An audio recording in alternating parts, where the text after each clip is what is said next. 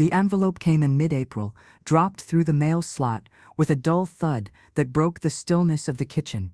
I had been dicing onions for a slow stew, my hands steady, my breath even. It was just another Tuesday, until it was. I wiped my hands on the dish towel, walked to the door and picked it up. Thick, ivory cardstock, gold foil trim. One of those calligraphy fonts that looks like it costs more than my monthly gas bill. I didn't need to open it. I knew. Still, I peeled the flap back carefully, like something might spill out if I moved too fast. The invitation was formal, beautiful even. Tyler and Serena invite you to celebrate the union of their lives, their love, and their future. I stood by the window, light from the late afternoon sun slipping across the floorboards in long, warm streaks. My thumb brushed across the RSVP card, a line for a name, a line for accept or decline, and then, just beneath that, in Serena's unmistakable handwriting, neat, rounded, girlish. We're so grateful for all your support. We understand completely if it's not feasible for you to attend, given the distance. The distance. As if the wedding being held in Asheville was the problem. Not the cost of a plane ticket. Not my aching knees or the fact that my car's check engine light had been on for 6 months. No, they'd built in the excuse for me, made it easy, graceful, optional, so they wouldn't have to say it out loud.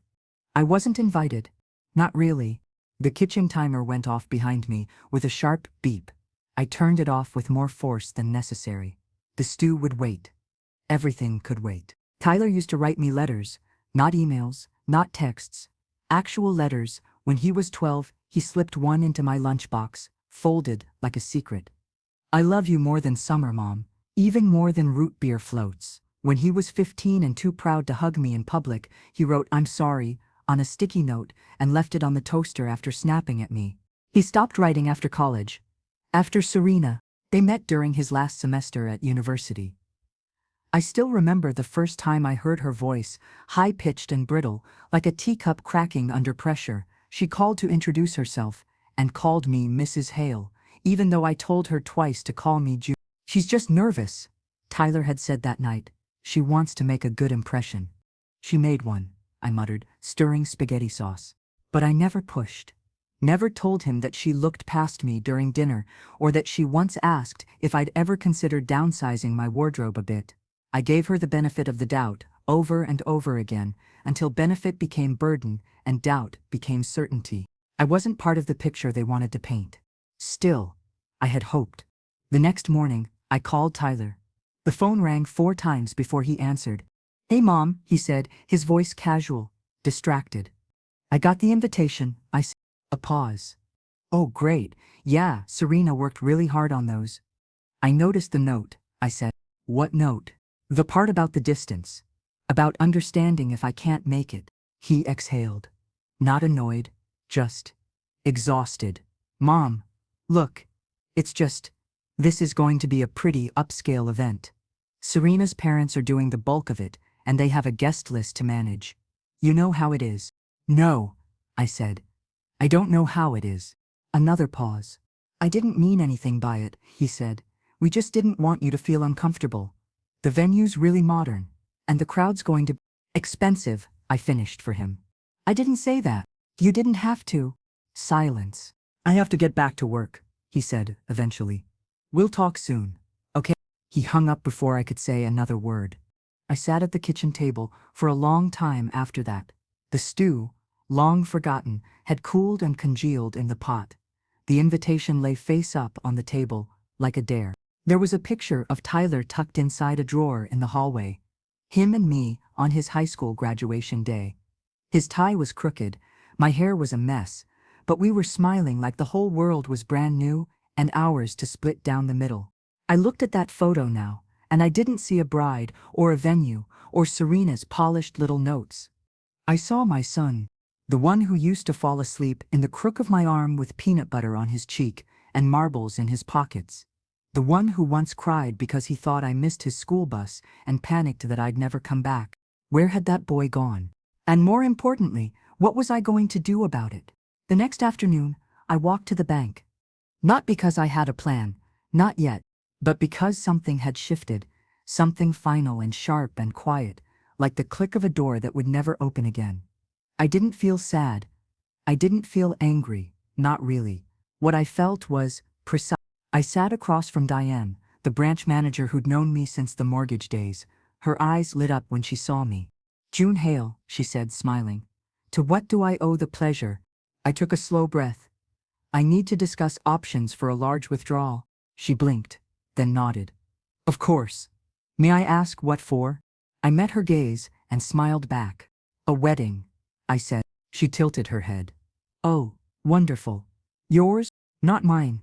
I didn't elaborate. That evening, I returned home and sat in the dark for a long time. The invitation still lay on the table. The RSVP still blank. I lit a single candle and stared at its flame, letting the silence stretch around me like an old shawl.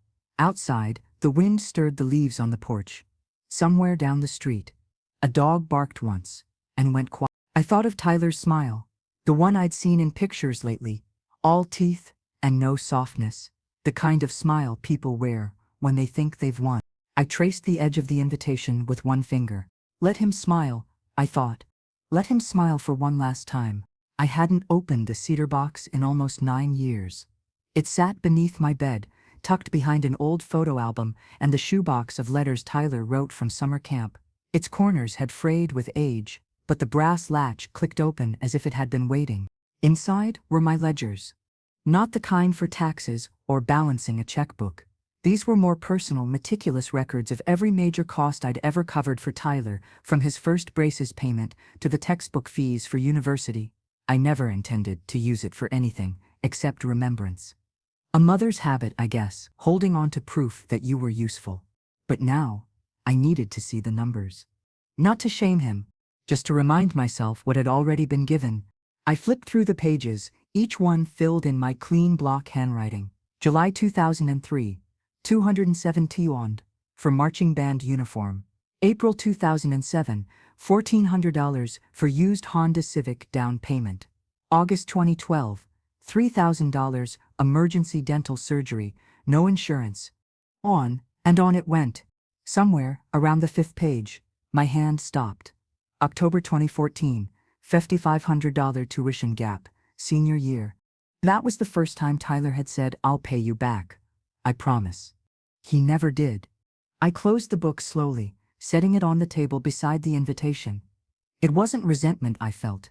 It wasn't even disappointment. It was the quiet realization that I'd already given far more than he remembered, and now he believed I had nothing left to offer. He was wrong. The next week, I contacted the venue. Not directly, of course. I wasn't on their records and I had no desire to show up in any official way, but through Diane's cousin's daughter, Maya, who did part-time wedding coordination, I learned that Serena's family had downgraded the floral budget and that the open bar had been cut entirely due to funding gaps. Serena had posted about it too. Doing more with less? Bless, Dudget bride. And there it was. Behind all the polished hashtags and curated captions, they were scrambling.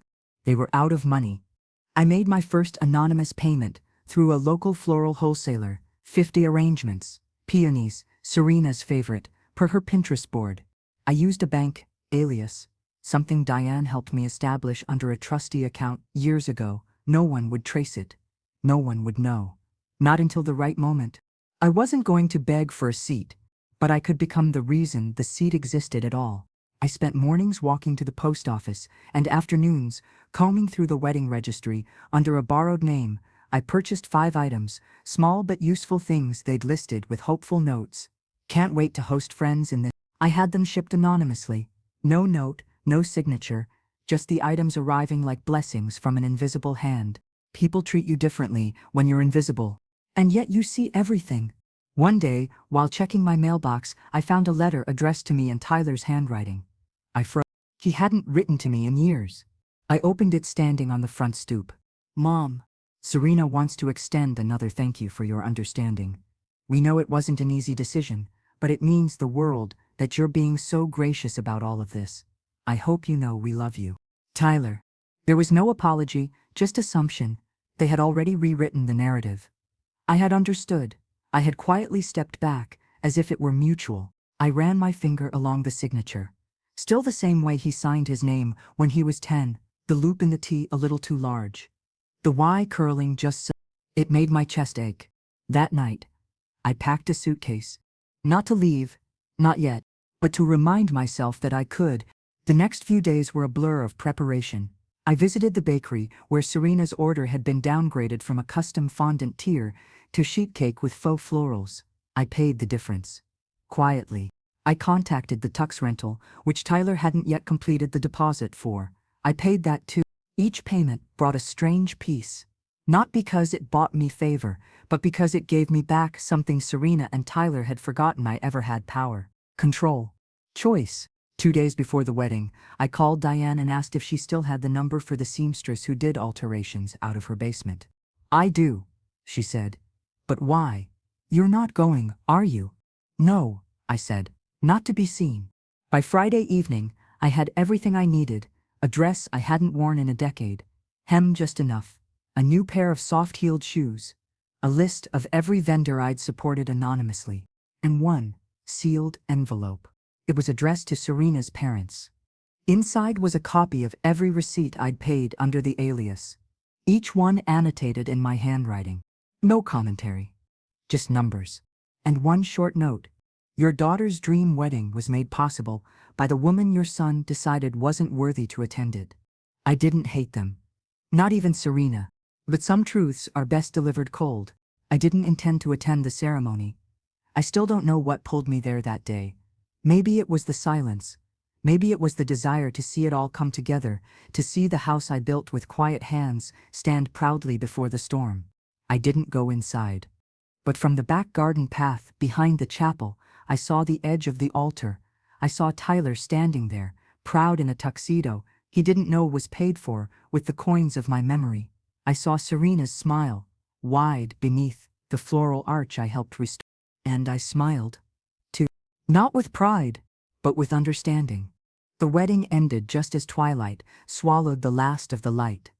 I waited until the music died down and the guests had trickled into the reception hall before I stepped from the garden path, letting the peonies close behind me like a curtain being drawn.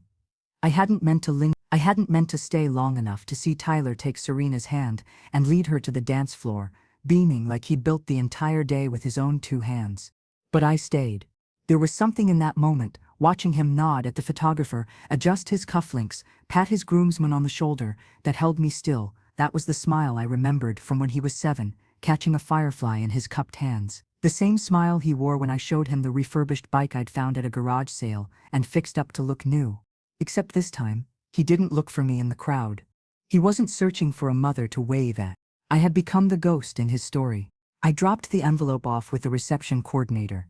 She didn't ask questions, just nodded and slipped it into her folder like it was a last-minute change to the seating chart. I turned and left before she could ask my name. Back home, I changed out of the dress, folding it with care. I placed it in a vacuum-sealed bag and tucked it into the back of my closet behind my winter coats. It had served its purpose.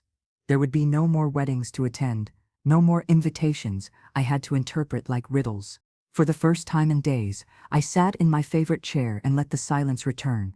But it was a different kind now, less like abandonment, more like completion. The next morning, I made coffee the way I always do, percolated, slow, patient. The sun was just rising, and the house still wore its early quiet like a blanket. I stood at the kitchen window, looking out toward the garden, where the azaleas were beginning to bloom. Then the phone rang. It was a landline ring, sharp and unfamiliar. No one called this number anymore, except catalog companies and the church fundraiser committee. But this time, it was Tyler. "Mom," he said, breathless. Were you at the wedding?" I sipped my coffee. "Good morning, Tyler. Congratulations." There was a pause. Then quickly, "Did you send flowers? Or pay for them? Serena's mom got some kind of note from the venue, and did you?" I didn't answer directly. "How did it go?" He was quiet for a beat. Then, "It was beautiful. Perfect, actually. But this thing with the vendors. Mom, some of them are saying it was a foundation gift, but the bank name traces back to something that looks like your account. Was it you?" I walked to the table, sat down slowly. "Would it matter if it was?" His voice shifted, less confusion now, more something else. Tension, maybe. Embarrassment. Serena's parents are upset. They feel like they were misled, like you went behind their backs. I let that settle. The boy I'd raised was gone, replaced by a man more concerned with appearances than intentions. They weren't misled, Tyler, I said softly. They were supported. You should have told us. I looked at the wedding invitation, still lying on the sideboard. Should you have told me? Another pause. Serena thought it would be better if we curated the experience. We didn't want anyone to feel uncomfortable. I swallowed that word. Curated. Was I uncomfortable, Tyler? Or were you? He didn't answer. I let the silence stretch, knowing it would speak louder than any reproach. Finally, he said, I didn't know you still had money like that. And there it was. The fulcrum of everything. Why would you think I didn't? He hesitated. I mean, you always said you were just getting by. I was, but being frugal isn't the same as being poor. There's a difference. He exhaled. I could almost hear the mental inventory of things he'd dismissed over the years. My worn shoes, my old car, the coupon drawer I kept in the kitchen. He hadn't seen prudence. He'd seen I'm sorry, he said. And for once it didn't sound like obligation. It sounded like a crack. I didn't say, I forgive you. Not yet. Instead, I asked, do you remember that bike I gave you when you turned 10? The one you swore had to be new? He laughed softly. Yeah, it was red. I thought it was the coolest thing ever. It came from a junkyard. Took me 4 weekends to clean and paint it. You never knew. I didn't. Some gifts are better when you don't see the receipt. I said, I wanted you to have your perfect day. I didn't need the credit. Silence again. Then he said, you really let me smile like that. I closed my eyes. One last time. We didn't talk much longer. He had brunch with Serena's family, and I could hear her calling in the background. I told him to enjoy his day. After I hung up, I sat at the table for a while, letting the weight of what I'd done settle where it belonged. I hadn't done it to teach a lesson. I hadn't done it to spite them. I did it because I could. Because no one should be allowed to define your value based on what they think they see. That afternoon, I took a walk through the neighborhood. The air was crisp, the trees beginning to green again. Children rode bikes down the sidewalk, their shouts echoing between houses. I passed the corner lot where Mrs. Lowell used to grow pumpkins and saw it was now filled with wildflowers. I stopped, just for a moment, and let the breeze touch my face. Life was still happening, even without applause, even without invitations. The following Monday, I began taking inventory of the things I no longer needed, not out of bitterness, but clarity. There's a certain sobering power in knowing what no longer serves you. I started in the spare bedroom, the one Tyler used to sleep in on summer visits after college. The bedspread hadn't changed in years, a faded quilt with patches from old shirts I'd sewn together when he was 12. I folded it slowly, my hands moving with the kind of tenderness reserved for memories you know you're about to let go of. The closet held artifacts, a duffel bag from his lacrosse days, still smelling faintly of damp grass and sweat. A stack of textbooks with the spines cracked open at highlighted pages, a tie I bought him for his first internship interview, still with the store tag tucked behind the label. I placed everything into boxes, not to discard but to donate. Somewhere, some boy might wear that tie to something that changes his life. Somewhere, another mother might sew a quilt and understand what it means to preserve warmth and stitches. It wasn't mourning, it was transition. Later, in the living room, I pulled the photo albums from the low shelf, the heavy, leather-bound ones with gold-embossed dates. Some pages made me smile. A Christmas in Maine, Tyler covered in tinsel after knocking over the tree, his 4th birthday party with the lopsided dinosaur cake I tried to make from scratch. Others made me pause. There were whole albums with Serena's smile in them, but not mine. I had taken the pictures, held the camera, arranged the scene, but my place was always just outside the frame. I closed the last album and rested my palm on the cover. Maybe I had done that too often in life. Stood behind the lens, letting others feel seen while fading from view myself. I opened the cedar box again. There was still one folder I hadn't touched. It was the estate paperwork. Not current, but relevant enough. Tyler was still listed as my emergency contact. Still named in the will. I had never changed it after his father passed. At the time, I didn't think I'd need to. But now I wasn't so sure. I made an appointment with Elaine. The estate lawyer I hadn't seen since before Serena entered the picture. Her office was just off Main Street, tucked between a bakery and a tailor's shop. I walked there instead of driving, letting the wind push through the cuffs of my sleeves. Elaine greeted me with the same kind smile I remembered.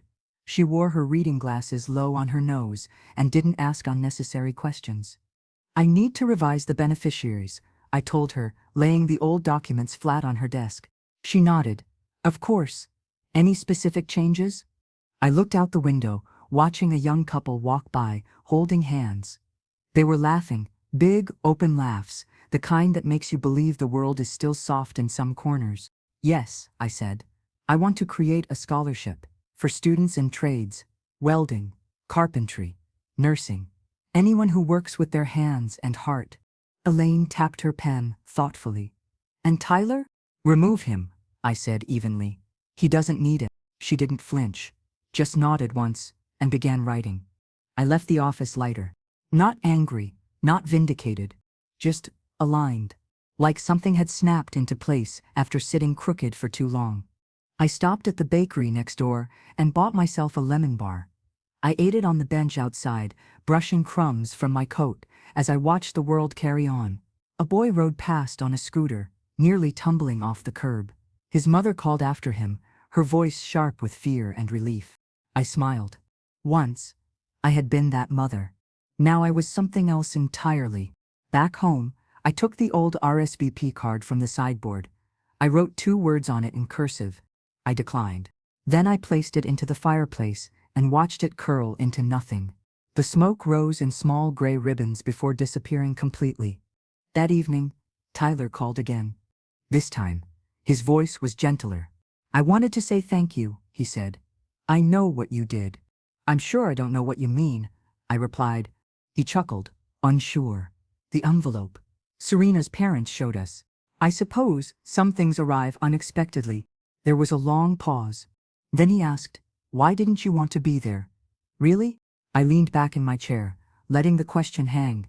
You didn't make space for me, Tyler. You made a production. I didn't want to be a prop in it.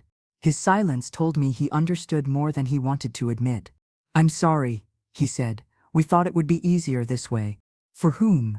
Another pause. Then, with a quieter voice, for us. For Serena. I nodded, even though he couldn't see me. You got what you wanted. And now you've learned that sometimes the cost of comfort is conscience. He didn't reply, so I added, but you smiled. That day, that was enough. I don't know if it was, he murmured. After the call ended, I sat in the dark with only the ticking clock and the whisper of wind against the windows. My house felt whole again. Not because it was full, but because it no longer ached. The next morning, I cleaned the hallway drawer, the one every house seems to have. Ours was a shallow, pinwood compartment beneath the mirror, always sticking slightly on the left side when you pulled it. It had become a resting place for forgotten objects, spare buttons, expired coupons, keys whose locks had long since disappeared. I didn't know what I was looking for until I found it. A small tin, scratched at the corners, shaped like an Altoids box. Inside were clippings, newspaper announcements, appointment cards, a raffle stub from a church fundraiser I vaguely remembered attending. At the very bottom, folded into quarters, was Tyler's 4th grade Mother's Day card.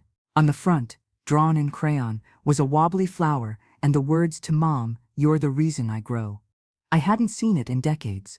I almost didn't recognize my own name written in that shaky, deliberate hand. I sat down on the edge of the hallway bench and opened it slowly. Inside, he'd written, I love you more than dogs and soccer and jelly beans combined. Even if I'm a brat sometimes. Love. Even that tiny concession was what undid me.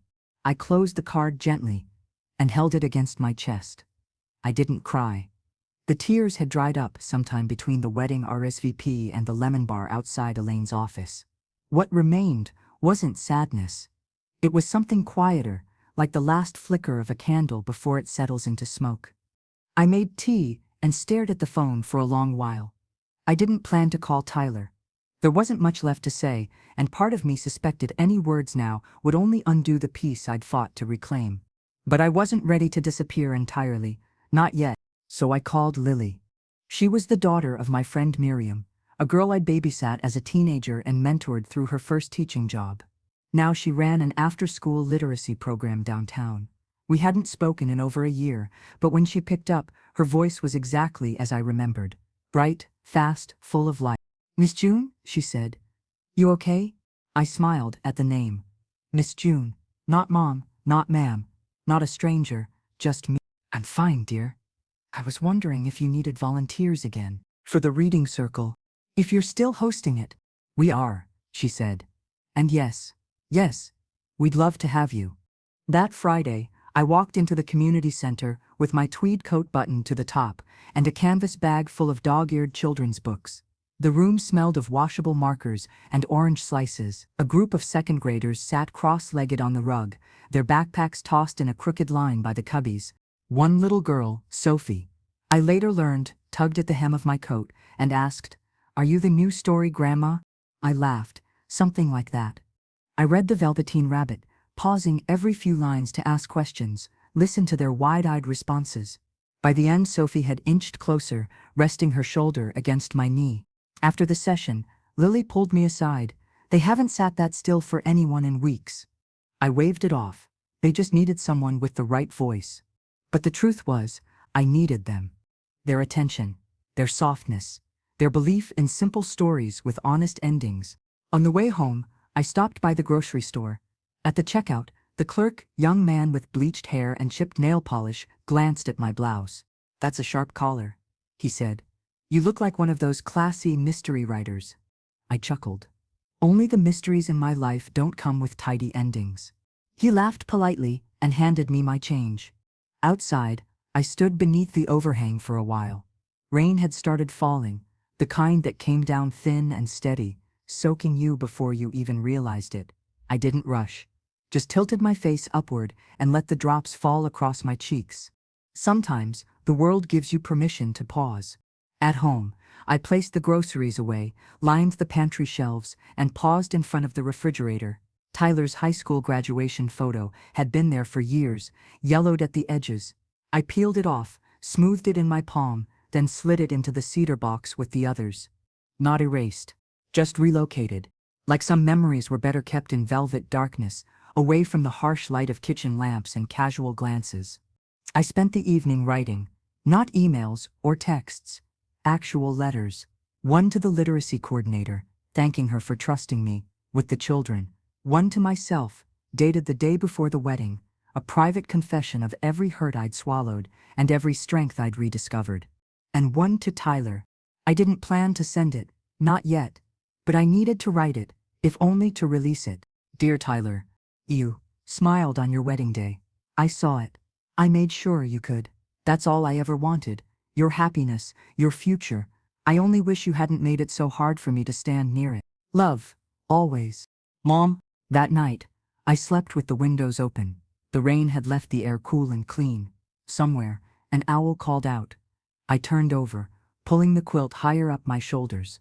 There were no more dreams of the wedding. No more imagined conversations. Just quiet. And quiet, for once, was enough. The spare room had always shifted identities over the years. It was once Tyler's bedroom, walls postered with soccer players and science fair ribbons taped beside the light switch. Later, it became a storage space.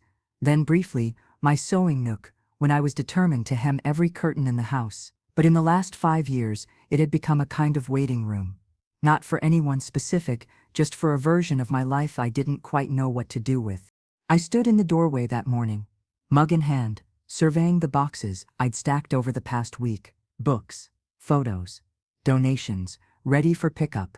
The bed was stripped, its frame bare except for the wooden slats and a single pillow that had kept its shape from disuse. What do you do with a room no one's coming back to? I didn't have the answer yet, but I knew it was time to start. I opened the window wide and let the air in. The breeze smelled of earth and rain, with a faint sweetness from the wisteria climbing the garden fence.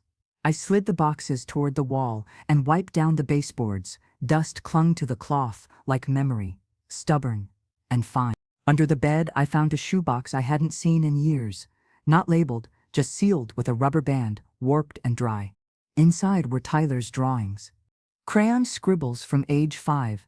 Stick figures with square hands and triangles for feet. One showed a crooked house with the words Mom's Place in bright red block letters across the top. The roof sagged a little. There was no chimney, but in the yard, 2 stick figures held hands. One small, one tall. I sat cross-legged on the floor and looked at it longer than I meant to. There's something about children's art that levels you. Not because it's beautiful, but because it's honest.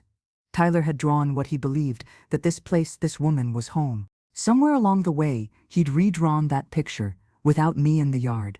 I didn't put the drawing away. I framed it.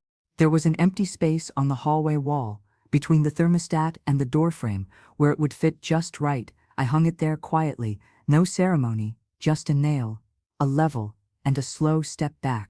It wasn't nostalgia, it was acknowledgement. Later that afternoon, I walked to the community center again. Not for reading hour this time. Lily had asked if I might consider helping with the adult literacy group on Tuesdays. I hesitated at first, unsure whether I had the patience or presence to teach grown adults how to pronounce, through, or remember that read could be both past and present. But when I entered the small classroom and saw the faces, some wrinkled, others young and wary, I understood what it really meant. They were showing up, which is more than most people ever do. One woman, Rosa, sat in the front row every time. She spoke with a thick accent and took notes like her life depended on it. That day, I paired with her for reading drills. She struggled with apartment, stumbling on the consonants. I tapped the word gently. Say it slower. Break it down. You already know the word, you just haven't trusted your mouth with it yet. She looked at me like she was about to cry, then whispered, apartment. Good, I nodded. Now again. This time. Stronger. After the session, she handed me a folded napkin from her purse. Inside was a tamarind candy, and a note. Gracias por su paciencia. Eres como mi madre. You are like my mother. On the walk home, I passed by a row of newly planted saplings along the boulevard. Each had a stake beside it, tied with nylon string to keep it steady. They reminded me of the students bending in wind. Growing anyway. At the corner, I bumped into Mrs. Lowell's niece. We hadn't spoken in years. I heard you've been volunteering, she said with a smile. Didn't expect you'd be the type. I didn't take offense, I just smiled back. What type is that? She blinked, uncertain. I mean, you always seemed private. Private doesn't mean disconnected, I replied. She nodded, cheeks coloring slightly. Well, they're lucky to have you. I think I'm the lucky one, I said, and meant it. Back at home, I made myself soup from scratch. Nothing fancy, just lentils, carrots, garlic, and rosemary from the back garden. The recipe was one I used to make for Tyler when he was sick. I stirred it slowly, letting the scent fill the house. This time, I ate it alone at the table, but it didn't feel lonely. It felt earned. After dinner, I sat by the framed drawing in the hallway. I turned on the small lamp nearby, its amber glow catching the edges of the crayon lines. This house wasn't waiting anymore. It was becoming. It was Saturday morning, the kind that used to hum with small routines, vacuuming grocery runs, opening windows just wide enough to coax in the weekend air. I had just finished slicing an apple and setting the kettle on the stove when the phone rang. Not the landline. My mobile. I glanced at the screen. Serena. I stared at the name, half expecting it to vanish. We hadn't spoken directly since the engagement party, and even then, her words were more saccharine than sincere. For a moment, I considered letting it go to voicemail, but then I answered. Hello? Hi, June? It's Serena. Her voice was thinner than usual. Less gloss, more bone. Yes, I saw. She paused, as if thrown by the honesty. I know this is out of the blue, she began, but I wanted to call, not text, not send one of those awkward emails. I leaned against the counter. Go on. I know about what you did, she said quietly. The flowers, the bar tab, the tuxedos, the peonies where my mother cried when she saw them. She thought it was my end. I didn't need anyone to know, I replied. That was the point. I know. That's why I'm calling. There was a rustling sound, like she was walking or pacing. Then, I owe you an apology. Maybe more than one. I'm listening. She exhaled hard, the the kind of sigh that signals more than tiredness, reluctant honesty. I thought we were doing the right thing by keeping things easy, she said. Tyler said you'd be more comfortable staying out of the spotlight, that you'd never liked big events. That's not untrue. But that wasn't the whole story. We decided you wouldn't be part of the guest list because we didn't think you could afford it. The gifts, the travel, the dress. We didn't want you to feel obligated or embarrassed. A long silence filled the space between us. So you protected me from the shame I wasn't feeling, I said gently. She laughed, but it was dry. Exactly. I waited a moment, giving her space. Serena, I said finally, when you withhold kindness in the name of mercy, you rob someone of their dignity. What you did wasn't malicious. It was small. And that's harder to forgive sometimes. I know, she whispered, and to her credit, she didn't try to defend herself again. That alone shifted something in me. We're back from the honeymoon, she said, and I've been thinking about reaching out for days. I just didn't know how to say it. You just did. After we hung up, I sat at the kitchen table and poured my tea. It had gone lukewarm, but I didn't mind. Some moments aren't meant to be warm. I let her words replay, not with resentment but with cautious relief. Serena had cracked the facade, maybe only slightly, but that was more than I'd expected, maybe more than she knew how to give. Later that day, I went to the post office with a small package. It contained a framed copy of the child's drawing I'd found, the one with Mom's place and the 2 stick figures. I didn't add a note, just bubble wrap and a shipping label addressed to Tyler and Serena's apartment. They could choose what to do with it, frame it or bury it, but they'd know I had chosen to send it, and that would speak more than any letter. When I returned, I opened the garden shed for the first time that season. It was cluttered, as expected, spools of twine, broken pots, a watering can that had rusted through the bottom, but amid the dust and disuse, there was still life waiting. I cleared the work table, swept out the cobwebs, and planted a tray of early zinnias. My hands remembered the motions: scoop, press, water, repeat. There's something grounding about working with seeds. How the tiniest, ugliest kernels become something beautiful if given time and care and the right kind of silence. That night, I lay in bed with the window cracked open, listening to the wind rattle the screen just enough to remind me I was alive. I thought of Tyler, of Serena, of the silence at the wedding, and the quiet that followed, but also of the small steps they had taken to acknowledge what had been broken. And I thought of the drawing, now on its journey to a place I once belonged to. The next morning, I received a text from Tyler, a photo of the framed drawing, now sitting on their living room shelf. Below it, his message. I forgot I ever made this, Serena cried when she saw it. I did too, thank you. No emojis, no disclaimers, just that. And it was enough. Spring crept in more honestly now, no longer tentative, no longer apologizing for its delay. The lilacs had begun to open, their perfume settling on the porch like a memory that lingered long after footsteps were gone. I found myself waking earlier, not because I had errands or appointments, but because the morning light asked something of me I couldn't ignore. I took my tea outside, settling on the old wooden bench facing the garden. It still bore the dent where Gerald used to sit, always slouching, until the wood bowed slightly beneath him. That curve felt different beneath me now, emptier, softer, as if it missed the weight it once carried. My hands, always cold in the mornings, wrapped around the mug. Across the yard, the tulips I planted last fall were stretching open, unsure but brave. I knew that feeling well. That afternoon, I walked to the corner hardware store. The bell above the door still jingled like it had in the 70s, and the smell of sawdust and paint reminded me of every Saturday Gerald had spent trying to fix what didn't need fixing. Miss June, a familiar voice called.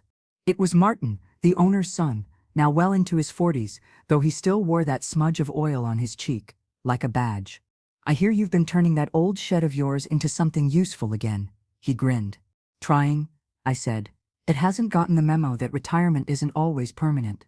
He chuckled and led me to the seed packets. You're looking for flowers or food. I considered that. Something in between, I said. Something that feeds people's eyes. I left with lavender, cosmos, and a small bag of wildflower mix. Not the most practical, but beauty has its own kind of purpose.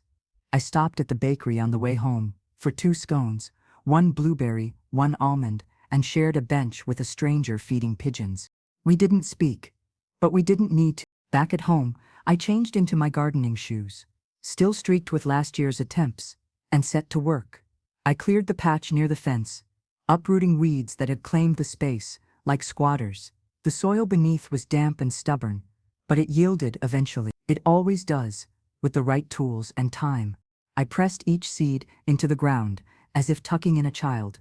The instructions said not to crowd them, to give each one enough room to grow. It struck me how much that resembled people too, especially the ones we love. Give them space, even when you want to hold them close. Especially then. Later, as I rinsed my hands under the spigot, the phone rang again. This time, it was Tyler. "Hey Mom," he said, and I noticed how he didn't hesitate anymore. "Hi, sweetheart." A pause, like he wasn't sure whether he could still call me that. "I wanted to ask if we could come by for lunch. Nothing fancy." I nearly dropped the towel. "Way, Serena and I mean, if that's all right." My heart moved faster than my breath. "Of course. When? Tomorrow?" I glanced toward the garden. The flowers weren't ready. The house still smelled faintly of varnish from the refinished floorboards. The guest room had become a reading nook. Still, I smiled. Tomorrow is perfect. That night, I stayed up making lists. Not of groceries, but of stories. Memories I hadn't told them yet. Things I wanted to say, if the moment opened wide enough. I wrote them in a notebook. The time Tyler painted the cat with glitter glue. The night Gerald proposed in a thunderstorm. The pie crust recipe no one had managed to get quite right. The question I never asked Serena: what scares you when it's quiet? I didn't sleep much, but it didn't matter. The house felt like it was stretching after a long nap. Windows creaked, floorboards popped, air shifted. It wasn't waiting anymore. It was ready. The morning came with golden light, and I moved like a woman half my age. I baked rosemary bread and set the table with the china we hadn't used since Gerald's retirement party. I pulled out cloth napkins, not paper, polished the butter dish. They arrived just after noon. Serena held a bouquet of pale daisies, the kind you give someone when you're not quite sure what their favorite flower is, but you want to say something kind. Tyler had shaved, finally, and wore a jacket even though it was too warm for one. "Hi, Mom," he said as they stepped inside. I nodded, holding the door. "Welcome home." Lunch was simple, but warm. No awkward pauses, no ticking tension, just shared food, soft laughter, and the kind of small talk that starts to sound like healing. Serena noticed the drawing on the wall. "That's the one," she whispered. "I'm so glad you kept it." "I didn't keep it," I replied. "It kept me." Her eyes glistened, but she didn't look away, and for the first time, I saw the woman my son had chosen, not just as his partner, but as someone beginning to understand what it meant to carry history with both hands. After they left, I stood at the threshold and watched them walk down the sidewalk. They didn't look back. They didn't have to. I closed the door behind me and leaned against it for a long, quiet moment. I wasn't empty. I was full. The following Tuesday, I found myself lingering over the breakfast table longer than usual. The butter had softened too much in the morning sun, and my tea had gone tepid in its ceramic cup, but I didn't move. Something about the stillness asked to be witnessed. The house had changed, though no one else might notice. Not in decor or layout, but in the way it breathed. There was less tension in the walls, less silence pressing at the corners. It felt as if it had exhaled, finally, and fully. I had expected to feel drained after Tyler and Serena's visit. Expected that hosting them would reawaken old hurts or highlight the lingering gaps. Instead, I felt steadied. They hadn't brought a parade of apologies or tried to stitch up the past with flattery. They had simply arrived. They had eaten bread I baked and left with their hands still a little flour-dusted. That was enough. By mid-morning, I was rearranging the guest room again.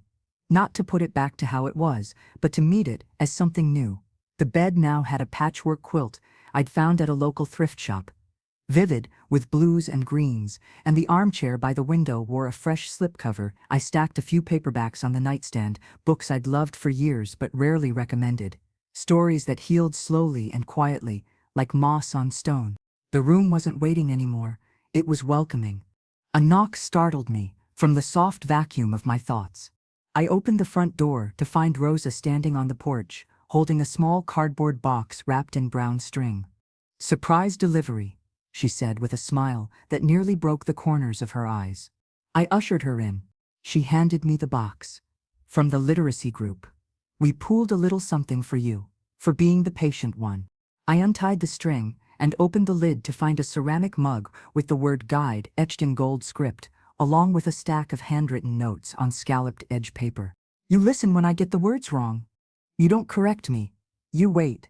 Your silence gives me courage." I ran a thumb across the card. "This was more than enough." "You gave more than you know," Rosa replied. Then, as she turned to go, she added, "You remind me that love doesn't have to speak loudly." That night, I made a decision. There had always been a room I never entered, not a physical one, but an emotional chamber I kept sealed.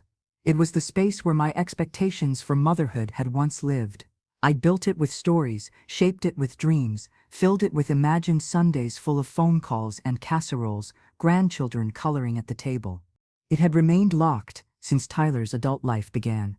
The pain had become too loud, and then too quiet, but now I reached for the doorknob just to see if it still turned. It did, and inside there wasn't grief anymore, just space. The next morning, I made invitations, not with glitter or ribbons, just cream cardstock and a pen I'd owned since the Reagan years. I wrote by hand, "Sunday, noon, garden lunch. Bring someone who needs a seat."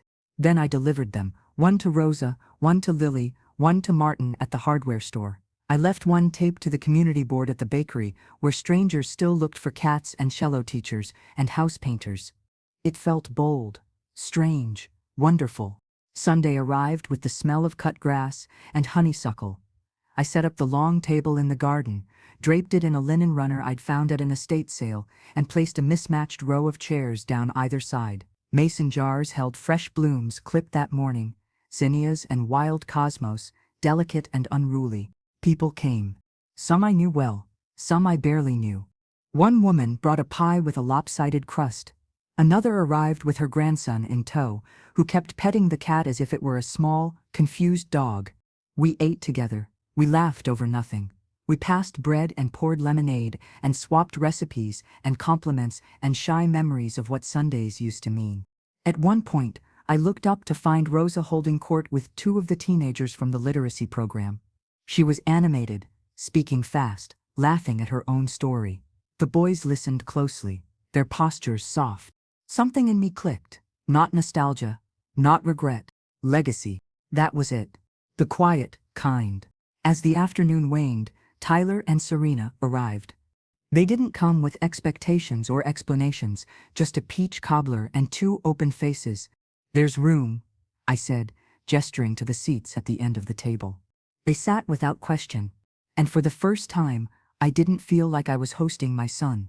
I felt like I was part of his story again.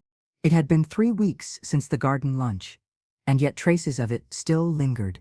Crumbs tucked into the folds of the table runner, a forgotten spoon beneath the wisteria, a paper napkin with a doodle of a flower left behind by the boy who'd mistaken my cat for a dog.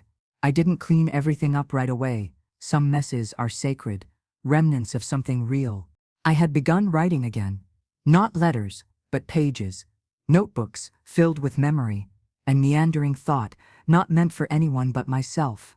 I wasn't trying to capture anything epic.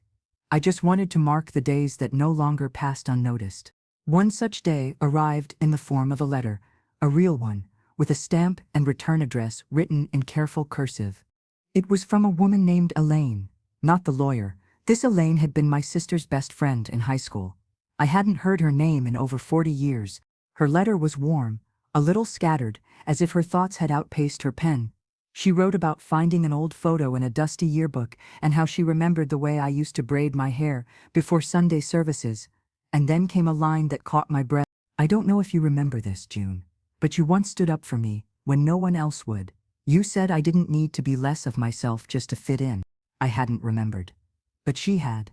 And somehow, all these years later, it had mattered enough for her to say thank you. The next day, I walked to the park near the library, the one with the stone bench under the old oak tree. I hadn't been there in months. Children ran barefoot in the distance, their laughter pinballing between the trees. Two women sat knitting beside the fountain. A teenager was playing violin beneath the archway, his case open but modestly filled. I sat on the bench with my thermos of tea and the letter folded neatly in my coat pocket. The breeze pulled at the corners of my thoughts. I thought of Elaine, of Tyler and Serena, of the way stories we forget can still grow in someone else's garden. A shadow approached, and I turned to see Lily. "Miss June," she said, surprised and smiling. "I didn't expect you out here today."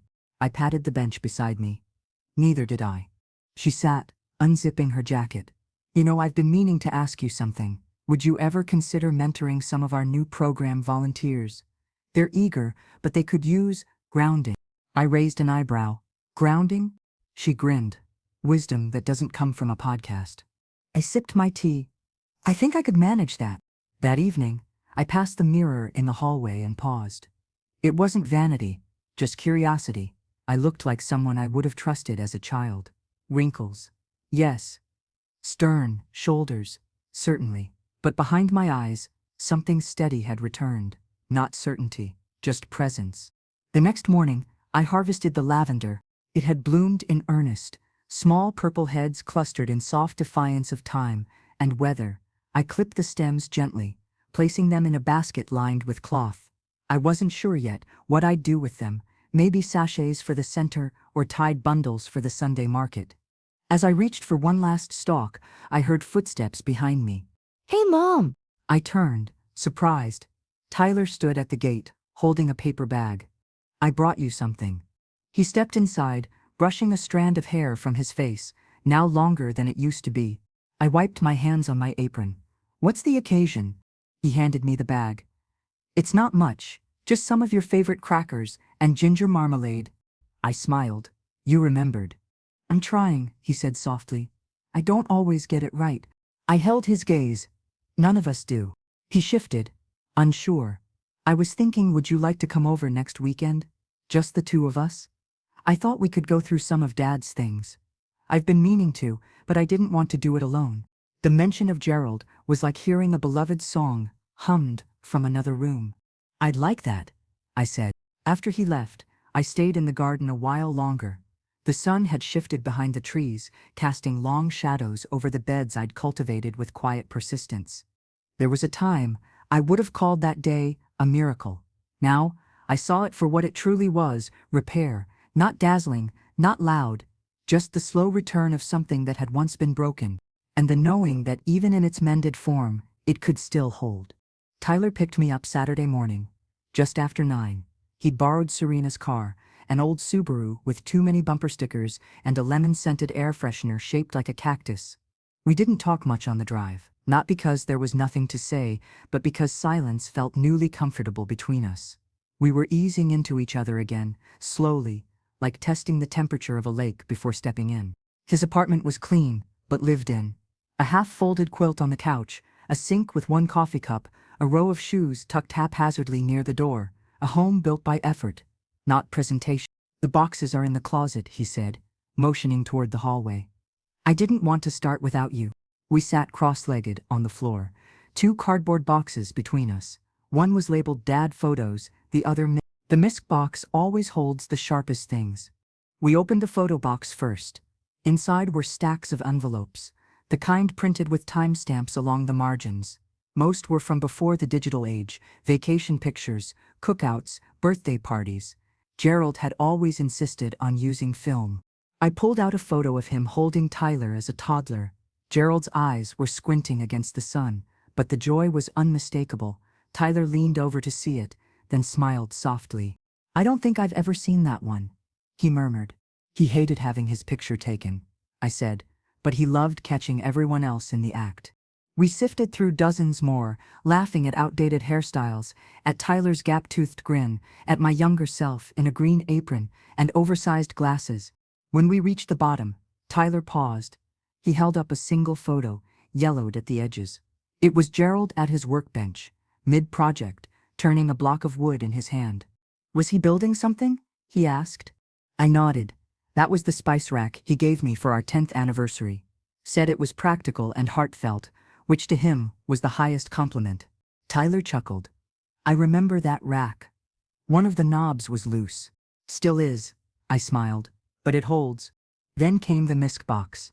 Inside were scraps of a life-old warranties, greeting cards, a folder labeled notes from Tyler. We pulled them out one by one. I don't even remember writing half of these, he said, scanning a childish scrawl that read, I love you even when you don't make pancakes. You were 5, I laughed, and furious. I'd made oatmeal instead. There were other notes too, some silly, some profound. A Father's Day card in red marker. A sticky note that simply said, sorry. And then, folded tightly and tucked between 2 faded receipts, was a letter in Gerald's handwriting. To Tyler. Read when you're ready. Tyler froze. Do you want to open it now? I asked. He nodded slowly. He read silently, lips moving just enough for me to trace the outline of the words. I didn't intrude. I waited, letting the moment be his. When he finished, he set it on the table and exhaled shakily. He told me he hoped I'd be kind. That kindness would matter more than winning. That even when he was too strict, it was because he feared the world wouldn't be fair. I reached for his hand and found it already reaching for mine. We sat in stillness a while longer, not frozen, just rooted. Afterward, we packed the boxes with more intention, keeping what mattered, recycling what didn't, creating a small pile for Serena to look through later. You know, Tyler said, as he closed the lid, I was always scared you'd see me as a disappointment. I turned toward him, surprised. You were never that, I said quietly. You were just figuring out how to be someone I couldn't shape anymore. He blinked, then gave a single nod. I think I'm finally starting to understand who I am. And I think you might like him. I already do. Before I left, he handed me the photo of Gerald at his workbench. Take this, he said. It belongs with you. I tucked it into my coat pocket. The same coat Gerald had given me one Christmas, years ago, saying, you need something sturdy to get through winter. I still did. On the ride back, I asked Tyler to stop at the cemetery. It wasn't part of the plan, but plans had long since stopped mattering. We stood beside the headstone for several minutes. No flowers, no tears, just breath and wind and a quiet kind of reverence. I used to think he'd be disappointed in me too, Tyler said. I traced the engraved name with my finger. I think he'd be proud, I whispered. Not for what you've achieved, but for what you're learning to carry. That night, I placed Gerald's photo on my desk, next to the dried lavender I'd tied with ribbon. I opened my journal and wrote 2 words, still growing. And for the first time in a very long time, I didn't feel like I was writing to fill space. I was writing to mark it. The following week, I received an unexpected call from Lily at the community center. Her voice was as bright as always, but I could hear a thread of nerves beneath it. June, I was wondering, would you consider speaking at our Sunday gathering? I blinked. Speaking. We're trying something new, short talks from folks in the neighborhood. No pressure, just stories. You've got one, don't you? I let out a breath, slow and steady. More than one. Good, she said with a relieved laugh. We'd be honored. That Sunday, I walked to the center with the quiet composure of someone who had long stopped needing permission to be heard. I wore the same tweed coat I always did. Though I'd stitched the inner lining the night before, it had begun to fray along the seams, and I figured it deserved mending before being seen again. Inside, folding chairs were arranged in a crescent. A mix of faces, some familiar, others not, filled the space with the hum of waiting. Rosa was there in the front row, smiling like a proud aunt. Behind her, I spotted Martin from the hardware store, and 2 of the teens I'd helped with their first essays. Lily introduced me gently, with warmth and brevity, and handed me the mic. I didn't have a script, just a story. I was told once that what we leave behind says more about us than what we accomplish. The room quieted. I used to believe that meant money, legacies, things you could tally or will away. But lately, I've come to see it differently. I let my gaze move across the crowd. Some eyes were wide. Others had already dropped to their laps, listening deeper than they looked. I have a son, I continued. We've had our fractures, we've hurt each other, sometimes with intention, often through silence. But recently, he came back to me. Not with flowers or fanfare, but with questions, with memories, with a photo of his father at a workbench. A few heads tilted, a soft murmur of emotion moving through the group. Love doesn't always return the way we hope. It doesn't always speak in the language we've learned. But when it does come back, whether as a gesture, a glance, or the sound of your name spoken kindly, it can still heal. I paused, a deep breath, then one last truth. Don't measure your life by what you lost. Measure it by what still grows. The applause wasn't thunderous, it was real. That mattered more. Afterward, people approached, some to say thank you, some to cry softly, a few to simply nod, hand resting gently over their heart. One young woman waited until the crowd had thinned. She looked barely out of high school, nervously twisting the strap of her canvas bag. My mom, she and I haven't spoken since I moved out, she said. I think maybe I should write to her. You can, I said gently.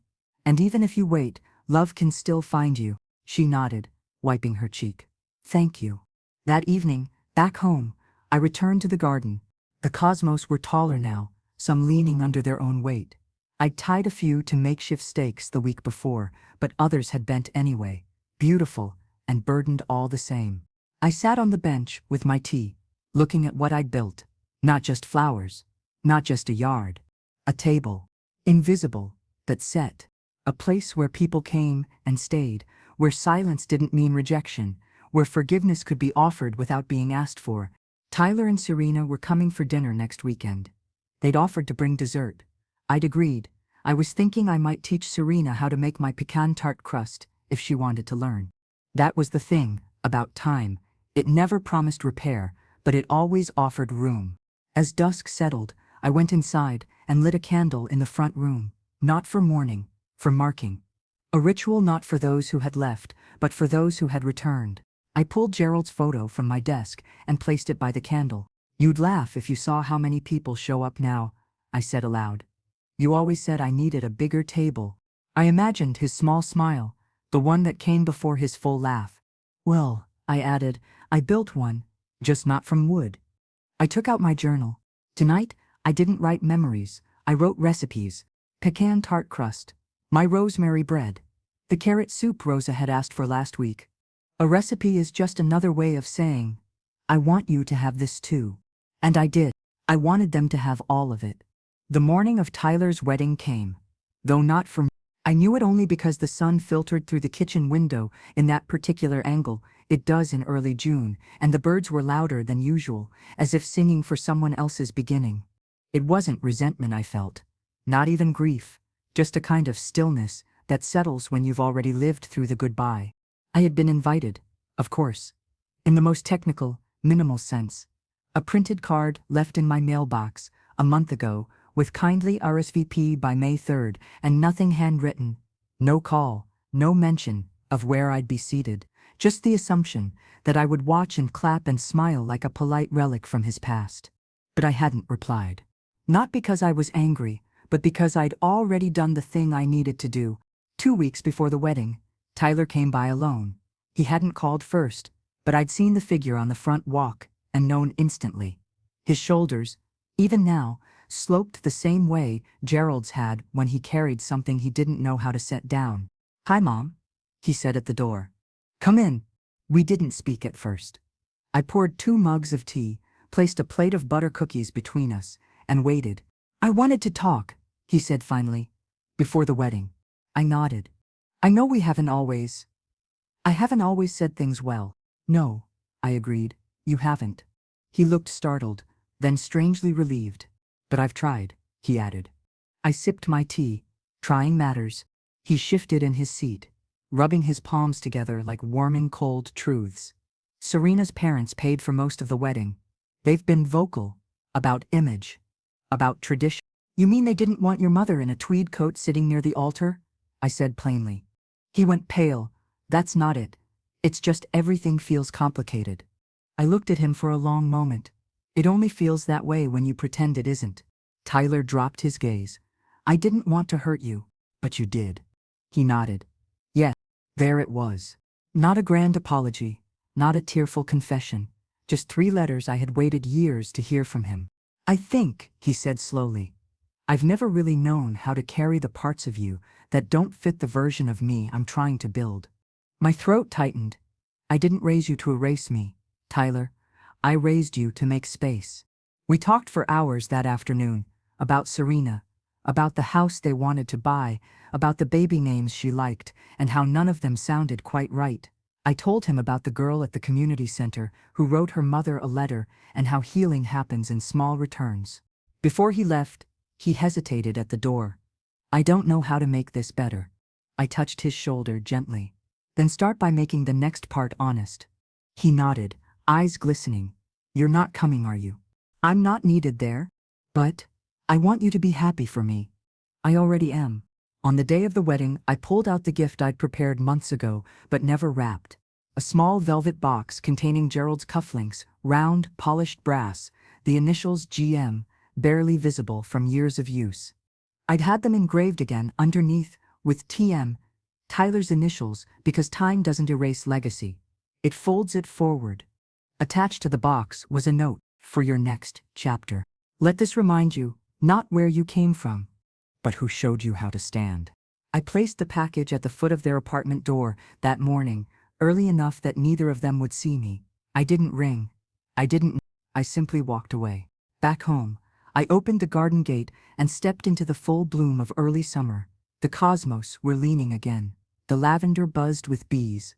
The bench, under the oak, was warm from the sun, and I sat there with a quiet heart. Across the yard, the long table still stood from the last gathering, its cloth now sun-faded, a jar of dried zinnias still in the center. I hadn't cleared it. I wasn't ready to say it wouldn't be needed again. A robin landed on the edge of the planter. I watched it, still and open. There would be more beginnings. Some I witness. Some I wouldn't. But I had already given what mattered. A few hours later, Rosa knocked gently on the back gate and let herself in, holding a bottle of chilled cider and 2 glasses. I figured you might want company today, she said. I smiled. Always. We sat at the table, the same one where I'd first seen Serena laugh without glancing around to see who was watching. Rosa poured the cider, handed me a glass. So, how does it feel? Like I let him smile one last time. And you? I think I'm finally smiling for myself.